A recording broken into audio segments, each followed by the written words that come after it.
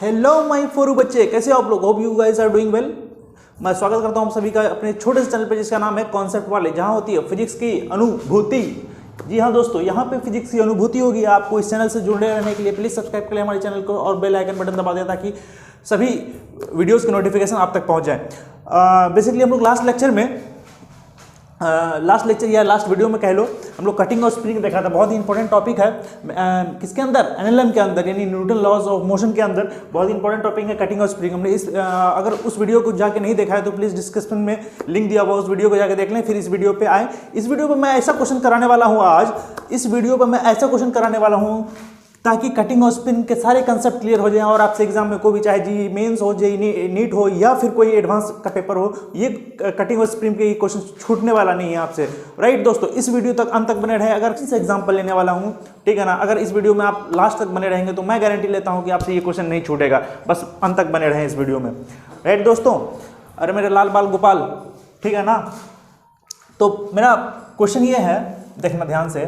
मेरा क्वेश्चन ये है कि मान लो एक ये ब्लॉक है, ठीक है ना। क्या है? ये ब्लॉक है और स्ट्रिंग से क्या हुआ है? बंधा हुआ है। राइट, स्ट्रिंग से क्या है? बंधा हुआ है और ये स्प्रिंग से बंधा हुआ है। क्यों दोस्तों? बोलो यार। अगर इस चैनल को सब्सक्राइब नहीं किया तो प्लीज सब्सक्राइब कर लो, अपने दोस्तों के साथ शेयर कर लो, ठीक है ना। This is 1 kg block, this is 2 kg block and this is 3 kg। सारे केजी में है मासेस, ठीक है ना। अब इस क्वेश्चन में क्या कह रहा है कि क्वेश्चन क्या कह रहा है हमारे पास? देखो क्वेश्चन क्या कह रहा है। अगर मैं इसका नाम दे दो A, इसका नाम दे दो B, इसका नाम दे दो ब्लॉक C। बोलो दोस्तों, इसका नाम दे दिया A, इसका नाम दे दिया B, इसका नाम दे दिया C, ठीक है ना। अब क्वेश्चन में क्या कह रहा है? अगर मैं स्ट्रिंग इस वाले A ब्लॉक के ऊपर वाले स्ट्रिंग को काट दूं, इस वाले स्ट्रिंग को काट दूं, इस वाले स्ट्रिंग को मैं अगर काट दूं, ठीक है ना, तो एक्सेलरेशन फाइंड करना है जस्ट आफ्टर कटिंग ए ब्लॉक का, बी ब्लॉक का, सी ब्लॉक का। फाइन दोस्तों, ठीक है। उससे पहले हम लोग क्या करेंगे, इसका इक्विलिब्रियम डायग्राम बना लेंगे। और एक चीज और पूछा हुआ है क्या, कि जैसे इस स्ट्रिंग को काटेंगे हम लोग, ठीक है ना, और उसके जस्ट इंस्टेंटली बाद हम लोग को एक्सेलरेशन तो निकालना ही निकालना है। उसके बाद क्या पूछ लिया उन्होंने कि ए और बी के बीच वाले स्ट्रिंग में कितना टेंशन होगा, क्या होगा, कितना टेंशन होगा। राइट, तो देख लेते हैं। सबसे पहले क्या करेंगे इस टाइप के प्रॉब्लम में, सबसे पहले इक्विलिब्रियम भी जो है ना, स्ट्रिंग को काटने से पहले इक्विलिब्रियम डायग्राम बना लेंगे सबका, यानी एफबीडी बना लेंगे, ठीक है ना। तो स्ट्रिंग को काटने से पहले सबसे पहले मैं सी ब्लॉक का एफबीडी बनाने जा रहा हूं। राइट, किसका एफबीडी बनाने जा रहा हूं? सी ब्लॉक का। तो देखो सी ब्लॉक का एफबीडी कैसे बनेगा। इसका मैं देखो यहां पे क्या मान लेता हूं, इसका मैं T1 मान लेता हूं उसका, और इसमें टेंशन कितना मान लेता हूं? T2 मान लेता हूं, और इस पे T3 मान लेता हूं। कब? कटिंग होने से पहले, यानी ये कटिंग होने के पहले का कहानी है। फाइन दोस्तों, ठीक है। तो यहाँ पे 3 kg ब्लॉक है और इस पे कितना लग गया फोर्सेस? 3G, ठीक है ना यार। अभी तो 5G आने वाला है ना। चलो 3G लग गया। ऊपर में कितना टेंशन है? ऊपर में T1 है हमारे पास। तो T1 क्या आ गया? यहां से T1 क्या आ गया हमारे पास? यहां से T1 आ गया हमारे पास 3G, ठीक है। उसी तरह से किसका डायग्राम बनाना है मेरे को? अब बी ब्लॉक का डायग्राम बनाना है, ठीक है ना। बी ब्लॉक का डायग्राम बनाना है, बी ब्लॉक का डायग्राम बनाना है। तो इसमें नीचे कितना लग रहा था टेंशन? T1, ठीक है ना, और इस पे ऊपर लग रहा है T2, ठीक है ना, और यहां से क्या लग रहा है? बोलो यार, 2G। ये इक्विलिब्रियम की बात है, ये इक्विलिब्रियम की बात। तो यहां से हम लोग क्या लिख सकते हैं? T2 equal to T1 plus 2G। Right, यहां से T2 क्या आ गया हमारे पास? T2 क्या आ गया हमारे पास? ध्यान से देखना, T2 क्या है? T1 की जगह 3G रख दो, या क्या आ जाएगा? 5G, ठीक है ना। उसी तरह से हम लोग अब ब्लॉक ए का एफबीडी बनाएंगे, ब्लॉक ए का एफबीडी बनाएंगे। समझ में आ रहा है ना दोस्तों? ब्लॉक ए का एफबीडी बनाएंगे जो कि 1 kg का है, और ये कितना kg का था? 2 kg का ब्लॉक था, और ये 1 kg का ब्लॉक है। तो ऊपर हमने क्या मान लिया था? इसको T3 मान लिया था, और नीचे क्या मान लिया था हमने? T2 मान लिया था, ठीक है ना। और इसका नीचे वाला gravitational force that is 1g, बोलो यार। तो यहां से इक्विलिब्रियम कंडीशन क्या आ जाएगा? T3 equal to T2 plus g। T2 का वैल्यू उठा के रख दो, कितना? 5g। तो यहां से T3 क्या आ जाएगा हमारे पास? टोटल 6g आ गया, बोलो यार। तो यहां से हमारे पास इक्विलिब्रियम इक्वेशंस आ गए हमारे पास, that is T3, T2 and T1, ठीक है ना। ये इक्विलिब्रियम कंडीशन है, राइट। अब हम लोग चलेंगे कहाँ पे? जब हम लोग स्ट्रिंग को काट देंगे उसके बाद क्या एफबीडी बनाएंगे फाइनली, ठीक है ना। और इस टाइप के क्वेश्चन में आपको रामबन इलाज पहले ही फर्स्ट वीडियो में बता दिया था क्या, कि जब भी कोई स्ट्रिंग या स्ट्रिंग कट करेंगे या फिर स्प्रिंग कट करेंगे, तो स्प्रिंग का जो है कुछ जस्ट इंस्टेंट के बाद उसका टेंशन क्या होगा? चेंज नहीं होगा। क्या होगा? चेंज नहीं होगा। यानी कहने का मतलब कि कोई भी स्प्रिंग को काटेंगे तो उसके बाद इंस्टेंटली उसका टेंशन चेंज नहीं होता है। इंस्टेंटली टेंशन, बाद में कुछ होगा तो फाइनली हमको उससे क्या मतलब है? कोई मतलब नहीं है बेसिकली, ठीक है ना। जनरली क्वेश्चन में आपसे ये पूछा जाएगा कि स्ट्रिंग को काटने के बाद उसके बाद टेंशन कितना होगा, ठीक है ना। बेसिकली इंस्टेंटली के कुछ देर बाद टेंशन चेंज नहीं होता है इसका, किसका? स्प्रिंग का टेंशन चेंज नहीं होता, लेकिन स्ट्रिंग का तो होगा भाई, स्प्रिंग का तो होगा, ठीक है ना। क्योंकि उसका स्प्रिंग का तो प्रॉपर्टी है कि ये स्प्रिंग को काटने के बाद उसका इंस्टेंटली बाद क्या होता है? टेंशन चेंज नहीं होता है उसमें फाइनली, ठीक है ना। तो यहाँ पे हम लोग इक्विलिब्रियम इक्वेशन लिख दिया। अब इसको मैं रब करने जा रहा हूँ और फाइनली मैं इसके बाद एफबीडी बनाऊंगा, ठीक है ना। तो हम लोग पहले से लिख लेंगे ये वाला डाटा जो है ना, ये वाला डाटा जो हम लोग लिख लेंगे, कितना? T1 इक्वल टू 3g और T2 इक्वल टू 5g, ठीक है ना। और T3 इक्वल टू 6g, जो हमने एफबीडी के दौरान मतलब इक्विलिब्रियम कंडीशन के दौरान निकाला हुआ था, बस वही डाटा मैंने लिख दिया। अब क्या करेंगे? यहाँ पे देखो, इस स्प्रिंग को मैंने काट दिया। अब क्या करेंगे? इस स्प्रिंग को मैंने काट दिया ना, तो अब एफबीडी ए का बनाएंगे, ठीक है ना। एफबीडी ए का बनाएंगे फाइनली, ठीक है ना। ए का 1 kg। अरे ये स्ट्रिंग कट गया ना, ये स्ट्रिंग कट गया तो इसका टेंशन क्या हो गया? 0 ऊपर में, लेकिन इसका टेंशन तो रहेगा ना यार। और ब्लॉक किससे अटैच है?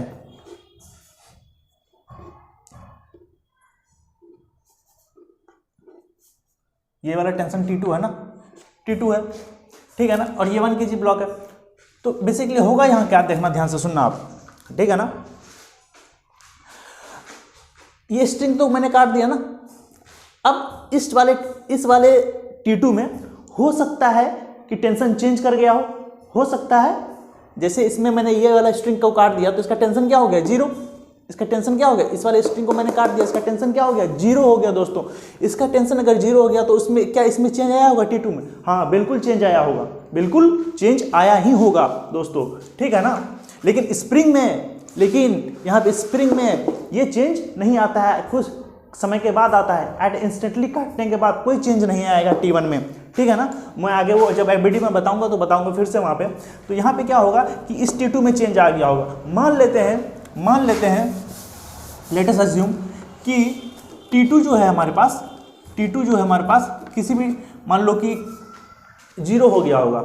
मान लेते हैं ऐसा कि T2 जो है 0 हो गया होगा। एज्यूम करके देखते हैं ना क्या होता है यार, ठीक है ना। एज्यूम करके देखते हैं, थोड़ा सा फील लाते हैं फिजिक्स की।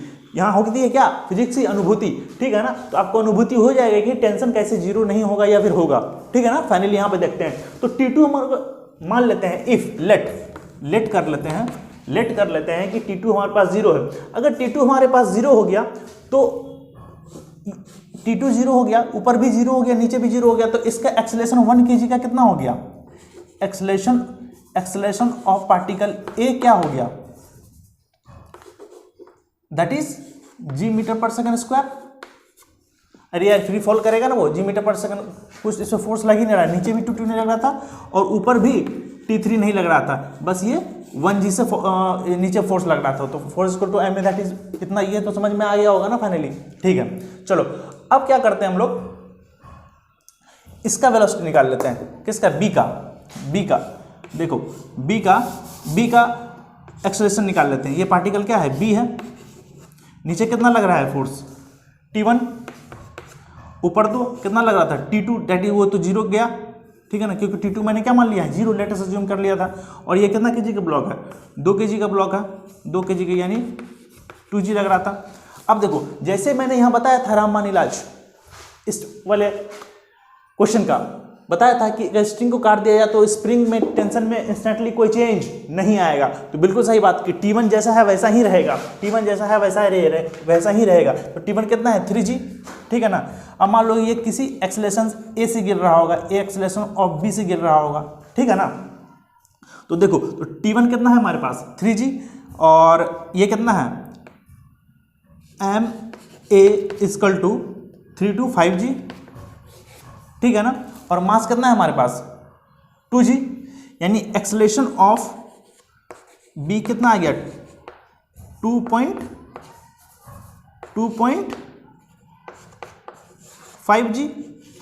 2.5G। अब देखो ध्यान से, क्या देखना है ध्यान से कि भैया एक्सेलरेशन ऑफ ए तो G मीटर पर सेकेंड है, G metre per second square है। और एक्सेलरेशन ऑफ B जो है इस वाले पार्टिकल का, कब? जब टेंशन T2 को हमने क्या मान लिया? जीरो मान लिया।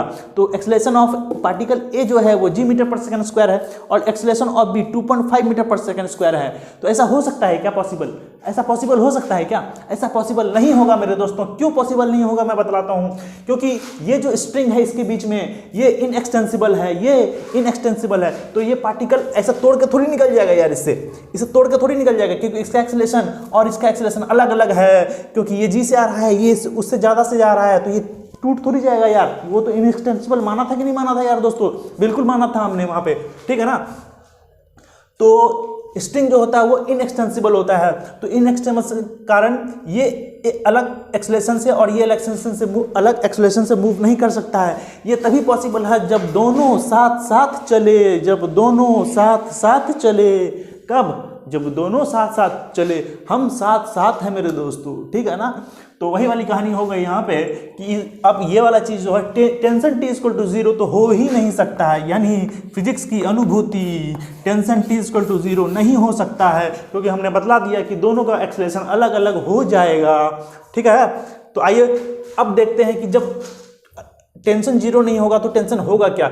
यहाँ से एक कंडीशन ये पता चला हम लोगों को कि दोनों अलग अलग मूव नहीं कर सकते, दोनों एक साथ ही मूव करेंगे। तो अब इसके लिए नया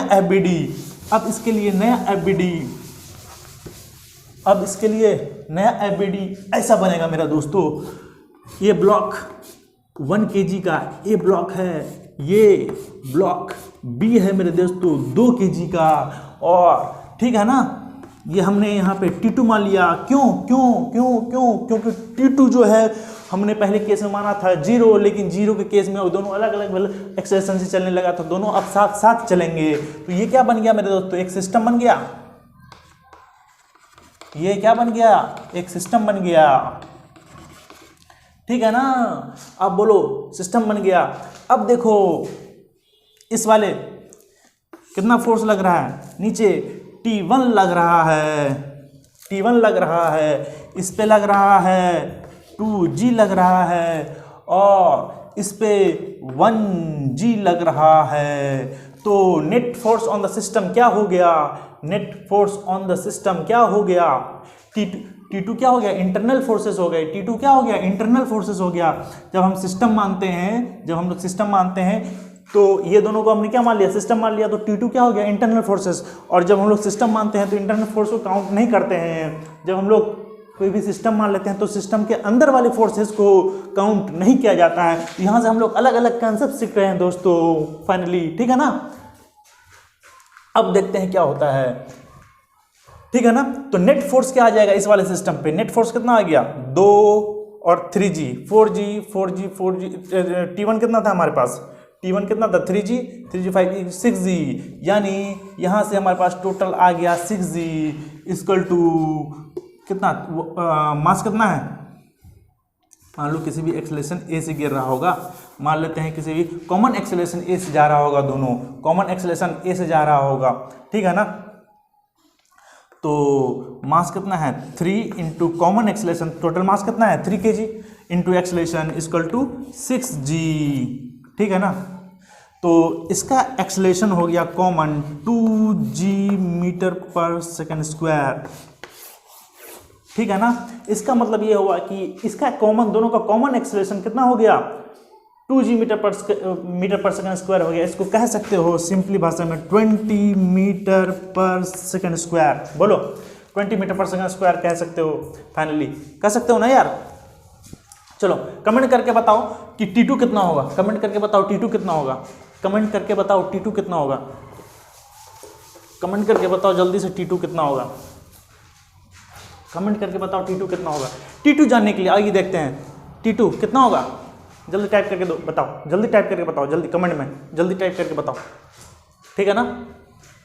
उसके बाद वीडियो को देखना, पॉज कर दो वीडियो को, T2 पहले निकाल लो, उसके बाद देखना, उसका सॉल्यूशन चेक करना, उसके बाद अपने आप को मिलाना, ठीक है ना, कि कर पा रहे हो या नहीं कर पा रहे हो। चलो फिर देखते हैं T2 अगर निकालना है हमारे पास तो ये 2 kg ब्लॉक है, क्योंकि T2 निकालना है तो इस वाले ब्लॉक का एबिलिटी हमको बनाना ही होगा एनी हाउ, ठीक है ना।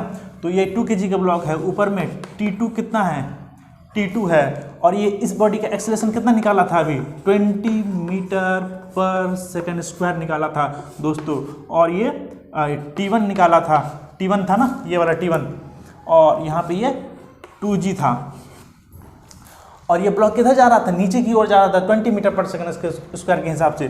तो T1 plus 2g minus T2 equal to 2 into 20। बोलो क्लियर है। अरे नेट फोर्स तो नीचे ही है ना, नेट फोर्स माइनस ऊपर वाला फोर्स इक्वल टू ma, ठीक है ना। तो T1 कितना है हमारे पास, T1 इसलिए हमेशा 6g, हमेशा